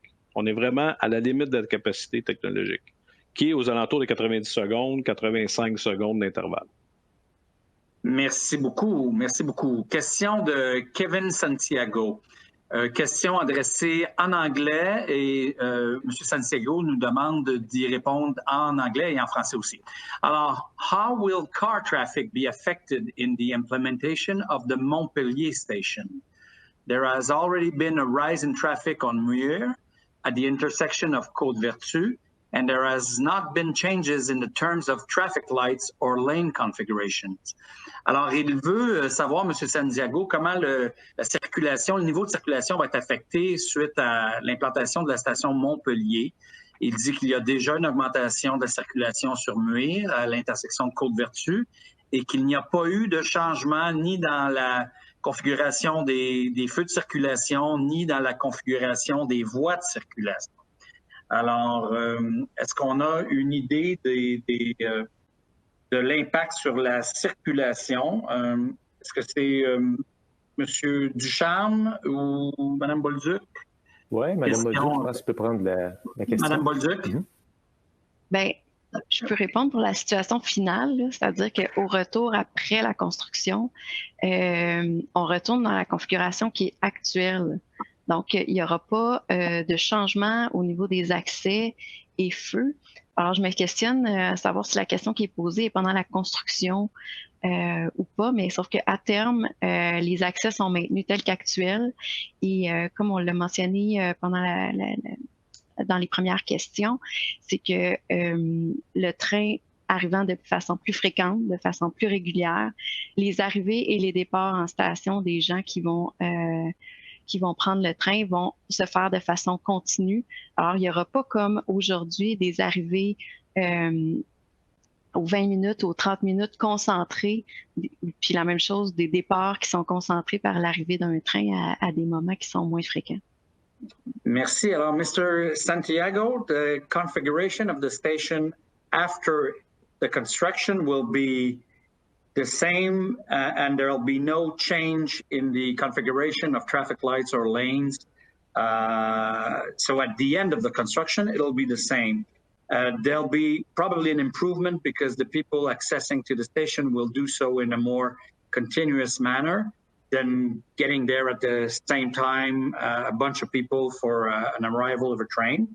But I will ask Giovanni. Giovanni, est-ce qu'on peut dire quelque chose sur l'impact sur la circulation pendant les travaux? Parce que the answer was after the work, but we'll ask Giovanni to give you complementary information during the work period, construction period.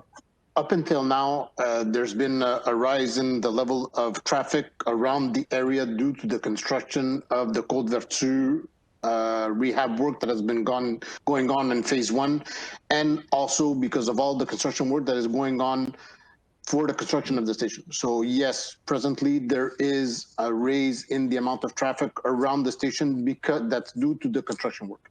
Like Chantal said, at the end of the construction, the situation will be reestablished to its initial configuration. And if ever needs so, there's certain analysis that can be done concerning traffic around the station, and there's a reprogramming of the lights that can be adjusted to fine-tune exactly at the end once everything is in service. Merci, Giovanni. Est-ce que tu peux résumer cette réponse en français aussi? Oui, donc effectivement, dû aux travaux de construction présentement, il y a un afflux de trafic un petit peu plus important autour de la station, spécialement dû à la réfection phase 1 du viaduc Côte-Vertu et aussi des travaux de construction pour la station. Mais dans la configuration finale, comme Chantal l'a indiqué, nous allons revenir à la situation pré-travaux. Donc, c'est sûr qu'une analyse peut être faite une fois que les travaux de station sont finalisés afin de faire un fine-tuning de la programmation des feux pour voir si quelques ajustements sont nécessaires une fois le tout finalisé. Merci beaucoup, Giovanni. Alors, merci, M. Santiago, pour votre question. Une question de Sébastien Chartier-Hébert. Est-ce que les fermetures ponctuelles du boulevard O'Brien auront lieu en même temps que les fermetures et entraves sur la rue Grenet et le boulevard Marcel-Lorrain? Alors, la séquence des fermetures ponctuelles. Giovanni, peut-être? Il est encore tôt de répondre à cette question-là. C'est sûr que lorsque on est en train de préparer un plan de gestion de la circulation avec une projection de l'ensemble des chemins de détour lorsque certaines rues sont fermées, il est sûr que si nous remarquons que lorsqu'on développe notre plan de circulation, que les fermetures simultanées de 2 rues sont effectuées, puis ça cause un problème sur la circulation, bien avec l'approbation de la ville, bien, on ne va pas procéder à la fermeture des deux rues. Donc, le phasage va vraiment être fait pour avoir le moins possible d'impact sur la circulation dans les alentours. Et si les fermetures se font juste de nuit, donc c'est sûr qu'en faisant les fermetures de nuit, il y a moins de trafic, donc peut-être possiblement moins d'impact sur la circulation. Merci beaucoup pour cette réponse. Il me reste une dizaine de questions. Il est 8h moins 20. On prévoit finir vers 8h. On devrait être correct. Puis si vous avez d'autres questions, n'hésitez pas. Question de Mme Renou. En cas de panne électrique majeure, exemple une tempête de neige, le verglas, est-ce que les trains circuleront quand même avec un système de génératrice ou autre? Monsieur Beausoleil. Oui, bon, Comme je disais un peu tantôt, les systèmes sont conçus pour être capables d'opérer dans les conditions météorologiques de la région de Montréal. Donc, pour nous, une tempête de neige, ça fait partie des critères de conception. Donc, c'est pas parce qu'il y a une tempête qu'on pense que ça va arrêter. Au contraire, on croit que lorsqu'il y a une tempête, justement, c'est encore plus nécessaire d'avoir le système REM pour déplacer les gens lors d'une tempête. Donc, nos systèmes sont conçus pour supporter les aléas de Dame Nature dans la région métropolitaine. On n'a pas de génératrices qui ont la capacité de produire une électricité aussi importante que ce que les trains auraient besoin. Par contre, les trains embarqués, d'une façon embarquée, à l'intérieur, ils ont un système de batterie qui permet de maintenir les systèmes de communication, une certaine ventilation également dans les trains, l'éclairage. Donc, les gens sont, malgré le fait que ce soit conçu pour supporter des tempêtes de neige, par exemple, si jamais il y aurait une panne d'électricité au niveau de la région métropolitaine, les gens sont quand même en sécurité dans les trains et dans les stations également. Mais pour ce qui est des mouvements des trains, c'est malheureusement pas possible de remplacer l'énergie électrique produite par Hydro-Québec pour la traction des trains. Merci beaucoup. Question de Dirk Koyman. Donc, il n'y aura pas de protection sonore pour les riverains entre Dutrissac et O'Brien. Peut-être, M. Ducharme, est-ce qu'il y a un mur anti-bruit de prévu entre Dutrissac et O'Brien? Oui, c'est une bonne observation parce que de l'autre côté, vous avez la personne qui pose la question a sûrement remarqué qu'il y en avait. La raison qu'on ne l'a pas montré, c'est qu'on est toujours en train d'analyser la portion à l'ouest de la station. Donc, je dirais que, en bon français, le cut-off, pour l'instant, nos analyses est à l'est. Alors, mon impression, puis c'est pas une promesse, là, mais j'ai l'impression qu'on aura besoin de quelque chose aussi dans ce secteur-là, mais on va être capable de vous le confirmer un peu plus tard. Donc, voilà. Merci beaucoup. Question de Alex Sadov. Est-ce que l'entrée à la gare Bois-Franc sera possible du côté nord-est seulement et pas du côté nord-ouest où se trouve présentement une piste cyclable? Alors, M. Ducharme, peut-être? Oui, peut-être Chantal. Je peux le prendre, oui. Je ne sais pas si on peut mettre le plan d'implantation. Est-ce que c'est compliqué de mettre à l'écran? C'est faisable, c'est juste que ça prend quelques secondes. Alors, si vous pouvez commencer je vais parler, mais si jamais il apparaît, ça pourra donner visibilité. Donc, la piste cyclable, là, je pense que on fait référence à celle qui relie le boulevard Keller à l'entrée de la station. Donc, cette piste cyclable, une piste multifonctionnelle, là, mènera jusqu'à l'entrée de la station, qui est effectivement, si on regarde la façon que la station elle est faite, l'accès est effectivement au nord-est du bloc de la station. Mais la piste cyclable y mènera, de même qu'il y aura des supports à vélo pour tout près de l'entrée. Alors, merci beaucoup. Alors, la piste cyclable, le boulevard Keller, du fait que la station est un petit peu plus à l'ouest du boulevard Marcel-Lorrain aujourd'hui, on voit où est-ce qu'il y a un petit triangle, que l'accès piéton-vélo nous amène à l'accès qui est effectivement nord-est, là, au niveau de la station ou du bâtiment en lui-même, mais sauf que c'est un accès qui est relativement direct. Merci beaucoup. Question de M. Éric Paquet.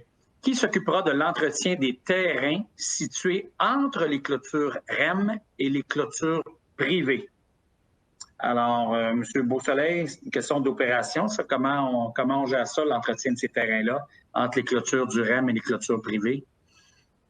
Notre entretien, c'est pour le site du REM complet. Donc, bien entendu, ça comprend la clôture. Donc, de part et d'autre de la clôture, il faut faire un entretien.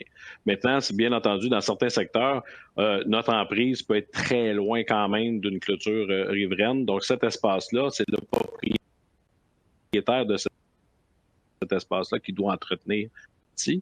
Mais on doit vous dire qu'aux abords de la clôture, et si le terrain est sur le site propriété donc il sera entretenu par nos opérateurs, nos mainteneurs. Merci. Il y a eu un petit grichement là, pendant que vous répondiez, mais je pense que la réponse a été quand même clairement comprise. Là, vous faites l'entretien près des clôtures, mais si ça déborde énormément, il se peut que ça soit au propriétaire riverain. Est-ce que j'ai bien compris? Parce qu'il y a eu un petit grichement. Absolument. Merci. Oui, absolument. C'est bien ça. C'est bien ça. Merci beaucoup. Question de Stéphane Loubert. Il demande, y aura-t-il des bornes électriques, circuits électriques aux stations? J'imagine on parle de bornes de recharge de voitures. Alors, M. Beausoleil, à moins que je me trompe, là, les bornes électriques, circuits électriques, est-ce que c'est pour les voitures? Il y en aura aux stations. Peut-être que je peux répondre à cette question-là. Oui, ben oui. Puis si Christian a des compléments à apporter ou Chantal pourront le faire, mais effectivement, il est prévu qu'il y ait des bornes pour la recharge de voitures électriques aux stations. Parfait. Merci beaucoup. Alors, question de Jeff McDonald. Est-ce qu'un espace couvert pour laisser un vélo sans risque de se le faire voler est prévu à la station Bois-Franc? Alors, sur peut-être Mme Bolduc ou M. Ducharme, est-ce que c'est des espaces vélos sont couverts? Est-ce qu'il y a des mesures de sécurité pour éviter les vols?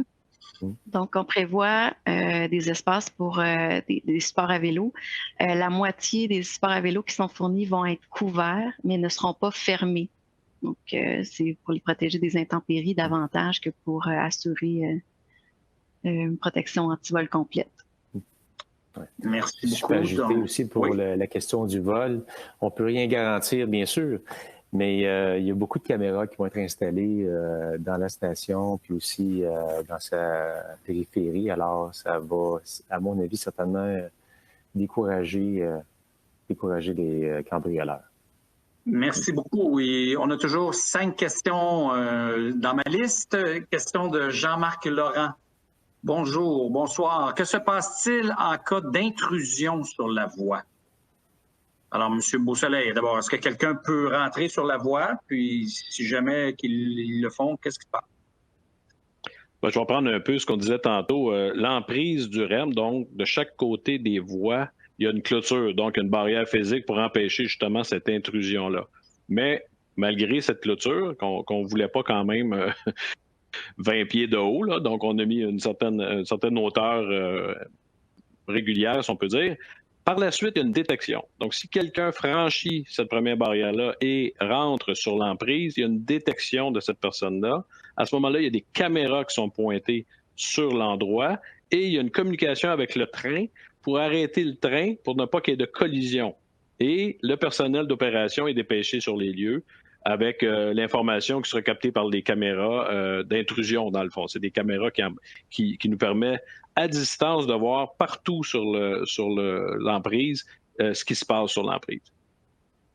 Merci, mais moi, je vais ajouter une question, ma curiosité personnelle. Là. Quand un train arrête comme ça parce que quelqu'un est rentré, est-ce que c'est tous les trains de tout le réseau qui arrêtent ou c'est seulement celui-là, puis après ça, il reprend sa place dans la fréquence? Comment ça fonctionne?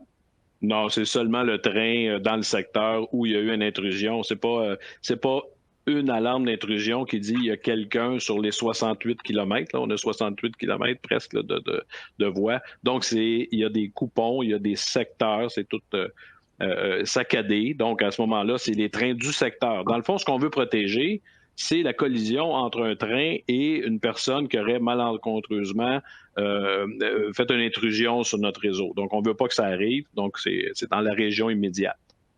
Merci beaucoup. Question de Mme Danielle Dansereau. Pourquoi la voie de droite d'Henri Bourassa vers l'est doit-elle encore être fermée pendant un certain temps l'an prochain? Alors, Giovanni, ça concerne les travaux, j'imagine. Alors, oui. Pourquoi on doit la fermer? On doit fermer la voie de droite sur Henri Bourassa en raison de la proximité des travaux de la station au boulevard Henri Bourassa. On doit toujours garder une zone tampon afin de garder une zone de sécurité entre la circulation automobile et la zone de chantier. Autre chose que je veux juste préciser aussi, parce que des fois, je me fais poser la question par rapport à la longueur de la fermeture de voie. La longueur de la fermeture de voie est beaucoup causée en raison de la visibilité, puisque c'est en courbe verticale et horizontale dans ce secteur-là, et c'est pour ça qu'il y a une si longue fermeture de la voie. Merci beaucoup. Question de Manef Zidi de Saint-Laurent. Bonjour, j'ai compris que la STM va reconfigurer ses trajets d'autobus autour des stations REM. Est-ce le cas pour la gare de Bois-Franc? Est-ce que les bus vont avoir un arrêt à l'intérieur du parking en face de la gare ou l'arrêt sur Henri Bourassa comme actuellement. Alors, qu'en est-il? Madame Paul, vous avez parlé un peu des projets de la STM de reconfigurer son réseau. Est-ce que vous pouvez l'aborder? En fait, avec plaisir. Donc, effectivement, la reconfiguration du réseau de la STM, ça vaut pour l'ensemble des stations du REM là, situées sur le territoire de la STM, donc pour la station Montpellier-du-Ruisseau, Bois-Franc aussi. Pour ce qui est de la question de la configuration, par contre, je vais passer la parole à Christian ou à Chantal. Alors, est-ce qu'on en sait plus, M. Duchamp? Oui, je peux certainement répondre. Le plan, c'est que les autobus se rendent à la station. C'est vraiment ça notre volonté. On est d'ailleurs en train de discuter avec la Ville de Montréal sur comment le faire. Différentes solutions ont été mises sur la table, dont une qu'on regarde, qui est d'ajouter un feu de circulation là, pour faciliter une manœuvre là, de Marcel-Lorrain vers la nouvelle rue, ou la rue qui est... C'est difficile, pas de plan de vous l'expliquer, là, mais vers la rue qui donne sur les boucles d'autobus. Donc, l'intention, c'est définitivement que les autobus, oui, se rendent à la gare. Merci beaucoup. Il me reste 4 questions. Alors, on est dans les temps. Et puis, s'il y en a des gens qui ont encore une question ou deux, allez-y, sans problème. Alors, Charles-André Pouliot pose la question suivante. Le REM devant être approximativement en service de 5 heures le matin à 1 heure le matin, 7 jours sur 7, 5 heures AM à 1 heure AM, 7 jours sur 7. Sera-t-il possible qu'il y ait un service prolongé de façon ponctuelle les vendredis, les samedis soirs ou lors d'événements? Le métro de Montréal est en service toute la nuit lors de la Nuit blanche ou du Festival Montréal en lumière. Alors, c'est quoi les horaires exacts d'opération, M. Beausoleil? Puis est-ce qu'il y a lieu de le prolonger à un certain moment dans l'année? Donc, vous avez tout bon. Ça ressemble pas mal à ça, les horaires, bien qu'ils sont en train de se raffiner en fonction des branches. Ce qu'on tente de faire, c'est d'avoir le maximum de services tout en gardant quand même une plage. C'est très... vous avez une analogie très près avec le métro de Montréal. Vous savez, la nuit au métro de Montréal, on fait de l'entretien des voies. Donc, si on est toujours en opération, il n'y a pas de possibilité de faire de l'entretien des systèmes et des voies, chose qui est essentielle à faire. Donc, c'est un peu la raison pour laquelle on ne roule pas toute la nuit, toujours. Ceci étant dit, effectivement, lors d'événements spéciaux, tout comme au métro à Montréal, il y aura une possibilité de rouler 24 heures sur 24. C'est quand même exceptionnel, on doit le dire, mais oui, la possibilité est là. Il y a pas... on n'a pas un contrat d'électricité qui se ferme à 1 heure dans la nuit. Là, c'est pas ça. C'est une décision opérationnelle de fermer pour faire l'entretien. Mais lors d'événements tels la Nuit blanche, par exemple, il est tout à fait probable qu'on s'ajuste avec la RTM, bien entendu, qui gère aussi les horaires au niveau du métro en termes de possibilités. Donc, on va s'ajuster, effectivement. Alors, merci. Je suis sûr que M. Pouliot a hâte de retourner à la Nuit blanche et au Festival Montréal en lumière. On va espérer que la COVID nous donne l'occasion de retrouver le plaisir de ces festivals-là.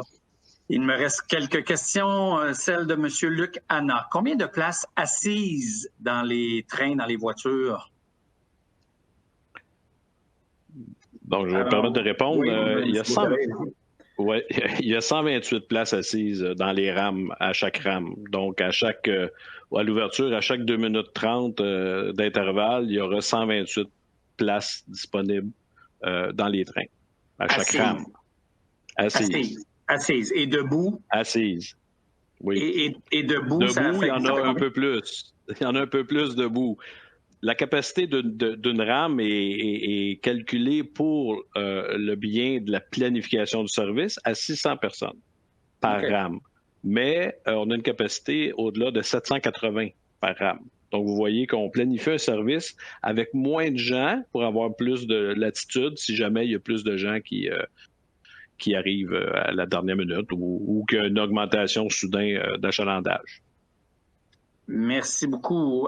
Question de Mme Danielle Sauvé. L'accessibilité du REM pour les personnes à mobilité réduite, étudiée également, incluant des mesures pour la sécurité pour les personnes non-voyantes ou ou malentendante. Ah oui, bien, Mme Paul, vous avez parlé là, de l'accessibilité, ou Mme Bolduc. Qu'en est-il? Qu'est-ce qu'on prévoit exactement pour les personnes non-voyantes ou malentendantes?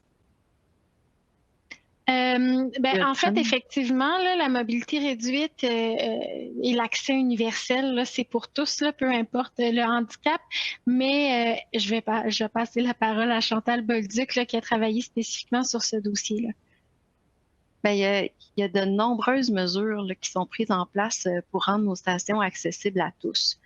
Ça va de débarcadères de transport adaptés à rampes, à ascenseurs, à espace où est-ce que tout obstacle sera détectable, à parcours tactile, à messages sonores, à braille sur les éléments signalétiques. Alors, il y a un ensemble de mesures qui sont faites pour favoriser l'accessibilité.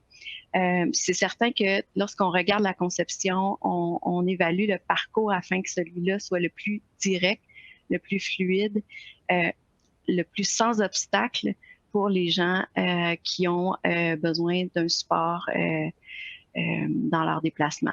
Alors, c'est quelque chose qui est analysé là, pour chacune de nos stations. Je ne sais pas si vous avez un complément. Oui, merci beaucoup. C'était un excellent complément. Question de Ania Kazi de Roxborough. Parlant de pistes cyclables, est-ce qu'on pourrait imaginer une piste qui part de Roxborough en longeant la voie ferrée et se rend le plus loin possible? Alors, qu'en est-il d'un projet de prolonger ou de créer des nouvelles pistes cyclables? Alors, ça concerne le REM, mais ça concerne un peu la ville. Oui, je peux peut-être tenter quelque chose. Oui, allez-y, M. Duchamp. Oui. C'est une demande que la ville nous a faite. Alors, on la regarde avec eux. Puis, on est ouvert à le considérer. Il faut juste... ce qu'on va devoir considérer, c'est l'espace qui reste. Donc, sur l'emprise du REM, il y a des voies ferrées, il y a aussi les systèmes de drainage, il y a les caténaires, il y a les sous-stations électriques. Donc, on est en train de compléter la concession détaillée de chacun des tronçons. Puis, au terme de l'exercice, on va être capable de dire, y a-t-il des bouts pour lesquels ça fait du sens d'avoir une piste cyclable? Alors, la réponse, encore une fois, on ne peut pas vous la donner ce soir, mais c'est quelque chose qui est à l'étude chez nous avec la Ville de Montréal. Merci. Il me reste 2 questions dans ma liste. Celle de M. Robert Machiotra. Station Bois-Franc. Est-ce que l'entrée pour voiture du stationnement principal sur Marcel-Lorrain est à double sens, entrée et sortie? Alors, est-ce que l'entrée pour voiture du stationnement principal sur Marcel-Lorrain est à double sens? Je ne sais pas si, M. Duchamp, vous avez réponse à cette question. Je laisserai Chantal répondre. Chantal? Oui. Non, malheureusement. Donc, si on arrive du nord pour prendre l'accès par Marcel-Lorrain, ça va être un accès qui est planifié pour voitures et autobus. Et si on arrive du sud, c'est le feu qui est présentement à l'analyse sera seulement un virage à gauche pour autobus. Si on veut sortir maintenant vers Marcel-Lorrain, donc la sortie sera réservée aux autobus. Donc, les sorties voitures devront se faire par Wilfrid Reed pour les autos.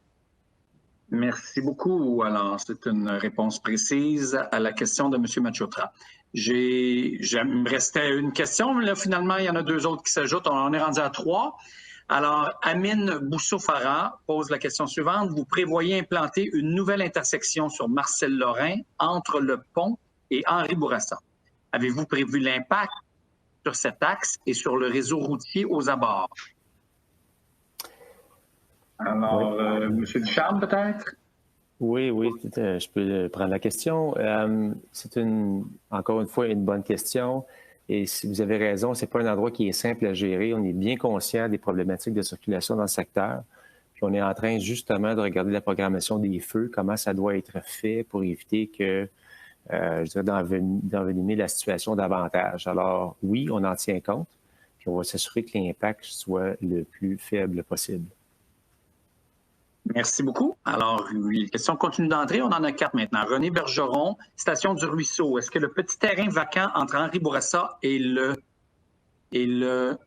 REM à l'est sera aménagé avec des plantations d'arbres ou autres. Je m'excuse, là, il y avait des petites, des minuscules et des majuscules. Alors, est-ce que le petit terrain vacant entre Henri Bourassa et le REM à l'est sera aménagé avec des plantations d'arbres ou autres? M. Ducharme, est-ce qu'il y a un aménagement prévu dans ce point-là? Malheureusement, je n'ai pas la réponse. Un peu trop précis. Chantal, est-ce que tu aurais par hasard c'est que je suis pas certaine de savoir de quel terrain on parle. C'est ça qui m'embête. Donc, si on est à l'intérieur d'un site REM, effectivement qu'il y a de l'intégration urbaine qui va être faite. Mais là, il y a des terrains-villes là, qui sont à proximité de nos espaces là, à la station du Ruisseau. Et donc, j'aimerais peut-être rester un peu vague par rapport à... Ouais. Je proposerais... Oui, je pense qu'on y allait avec la même solution, là, Pierre. Là. Donc, M. Bergeron peut tout à fait communiquer avec notre équipe de relations avec la communauté là, via le info@rem.info, puis spécifier sa question, puis à ce moment-là, ça va nous faire plaisir de lui répondre. Exactement ce que j'allais proposer. Alors, quand on connaîtra un petit peu mieux le terrain dont vous parlez, là, on pourra vous donner la réponse. Question de M. Philippe Cassista-Ruet, d'Annecy Quartier-Ville. Est-ce que les accès aux stations Bois-Franc et du Ruisseau prévus pour les résidents de Quartier-Ville seront réaménagés? Alors, sur ces accès, M. Ducharme ou Mme Bolduc. Station Bois-Franc et du Ruisseau, mais pour les résidents de Quartier-Ville. Est-ce qu'on les réaménage? Oui, ça, c'est la partie au nord, Chantal. Es-tu capable de répondre à ça? Oui, pour Bois-Franc, en fait, là, Giovanni a déjà répondu tantôt, donc je vais répéter. Les accès existants, là, que l'on parle au niveau de Grenet, au niveau de Marcel-Lorrain, au niveau boulevard Keller, sont maintenus. Donc, il n'y a pas de nouveaux accès, mais les accès qui sont là sont tous préservés. Pour du Ruisseau, la station du Ruisseau, là, on a parlé du passage qui allait relier Henri Bourassa, de la rue du Trissac jusqu'à Jean Massé. Donc, l'accès par Jean Massé permet aussi un accès à la station du Ruisseau au moyen d'un transport actif, piéton, vélo. Donc, ça va être les modes pour arriver à la station. Merci beaucoup. On arrive à 8 heures, mais il ne me reste que 2 questions. Alors, je pense qu'on va déborder un petit peu et on va prendre le temps d'y répondre. Celle de M. Jean-Marc Laurent. Comment le personnel va-t-il communiquer en opération? À l'aide de GSM? Point d'interrogation. Alors, M. Beausoleil, d'abord, GSM, je ne sais pas ce que c'est, moi, mais vous connaissez peut-être ça. Comment le personnel communique-t-il? Bon, le personnel, comment il communiquera? Il y a plusieurs réseaux de communication qui seront présents dans le REM.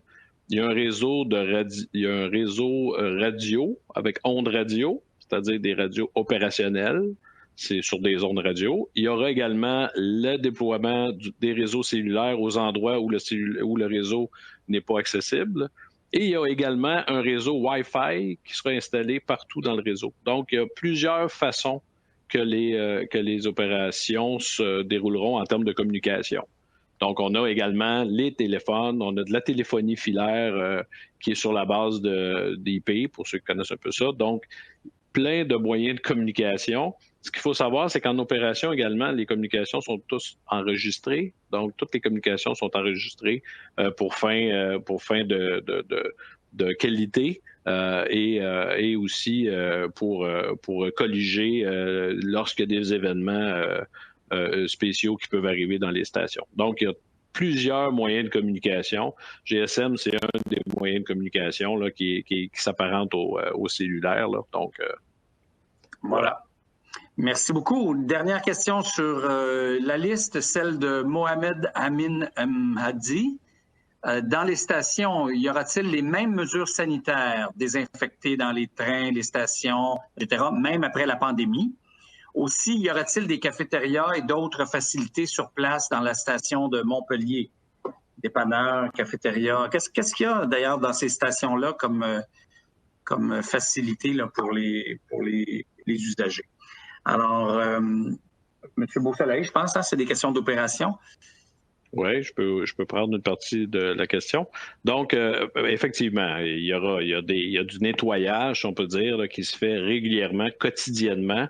De plus, il y a du personnel, comme on disait au début, il y a du personnel déployé dans les stations qui iront également dans les trains. Donc, il y aura du personnel en tout temps d'opération sur le réseau, que ce soit dans les trains ou dans les stations. On a aussi des indicateurs de performance qui sont très précis sur la qualité, la salubrité, par exemple les planchers, les vitres. Donc, on a des indicateurs de performance à vérifier de notre côté, bien entendu. On a également tous des processus qu'on met en place pour vérifier si la qualité est présente. Donc, on a des clients mystères aussi qui vont aussi cheminer dans les stations pour voir si le personnel a, par exemple, son uniforme bien en place et est capable de communiquer très clairement avec les clients. Pour ce qui est des facilités, on ne prévoit pas pour l'instant de facilités de dépanneurs, un peu comme vous voyez dans certaines stations de métro là, qui sont grandes. Là. On ne prévoit pas, d'une façon générale, d'avoir à ce stade-ci ce qu'on appelle des dépanneurs, si on peut les appeler comme ça, dans les stations. Merci beaucoup. Alors, ça fait, à moins qu'il y ait de compléments à cette réponse à donner, ça fait le tour des questions qu'on a reçues. Alors, je vous informe que nous avons été au plus fort de cette assemblée, 177 personnes en ligne, ce qui est vraiment exceptionnel et qui témoigne de votre intérêt pour cette nouvelle infrastructure qui va changer la vie de tous les Montréalais, mais vous plus particulièrement dans vos arrondissements. Alors, il me reste à vous remercier de votre présence et de cette très nombreuse participation. Je veux aussi remercier, pendant qu'on met à l'écran les coordonnées pour rejoindre l'équipe du REM, je veux aussi remercier l'équipe du REM, l'équipe de Nouvelle Ère, nos présentateurs, les gens qui ont organisé la logistique d'Educast Pro de cette assemblée. Je vous rappelle que la captation vidéo de cette assemblée sera disponible sur le site web du REM sous l'onglet « Événements » dans les prochains jours. De même que les rendus, la présentation, vous pourrez les consulter sous l'onglet « Station ». Alors, il me reste à vous souhaiter à tous une bonne fin de soirée, une joyeuse période de préparation des fêtes qui seront plus tranquilles, comme notre premier ministre l'a annoncé aujourd'hui, mais qui seront heureuses, je vous le souhaite en tout cas. Bonne fin de soirée à tous et à toutes et merci encore de votre participation. Au revoir. Merci. Merci, au revoir.